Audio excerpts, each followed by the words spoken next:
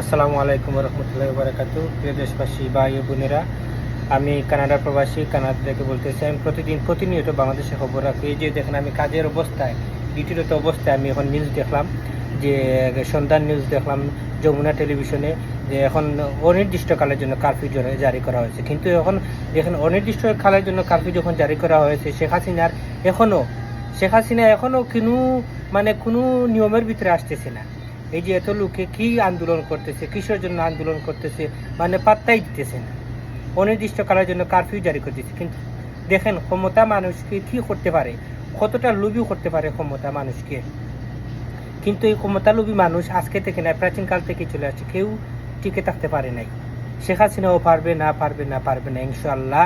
সময় এসেছে এখন সবাই রুখে দাঁড়ানোর।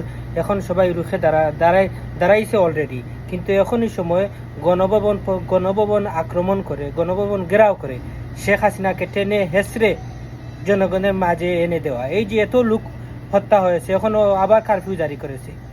দেশের মানুষকে উনি একবারে মূল্যায়ন দেয় না।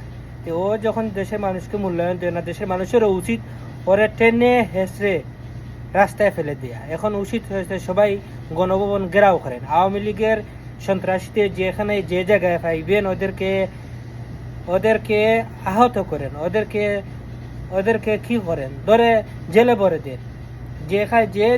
যে জায়গায় ওই সন্ত্রাসীদের পাবেন, ওদেরকে মেরে তক্তা বানিয়ে ফেলেন। এরকম রুখে দাঁড়াতে হবে, সবাইকে একত্রিত থাকতে হবে, এক জায়গায় থাকতে হবে। কখনো আমাদের একা থাকা যাবে না। কখনো আমাদের সংঘবদ্ধভাবে থাকতে হবে, যেন আমরা একত্রিত থাকতে পারি। তাহলে ওরা আমাদের আক্রমণ করতে পারবে না। আমার এটাই খারাপ লাগছে যে আবার অনির্দিষ্টকালে কারফিউ জারি দিয়েছে। কিন্তু উনি বক্তৃতা দিয়ে ওইটা নাকি বিএনপি জামায়াতের সন্ত্রাসী কর্মকাণ্ড। এখন নাকি ওরা নাকি স্টুডেন্ট নেয়, ওরা বিএনপি জামায়াতের সন্ত্রাসী।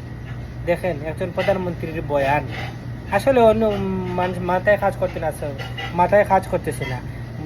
লোভে পাপে মৃত্যু, কোথায় আসে না এরকম। আল্লাহ সার দেয় কিন্তু সারে না। এখন সময় এসেছে মানুষের অত্যাচার, মানুষের অভিশাপ, এখন সময় এসেছে। এখন আল্লাহ এর বিচার করবে। দেখেন এখন কি হয়। সবাই দেখেন, অপেক্ষা করেন, ইনশাআল্লাহ জয় হবে।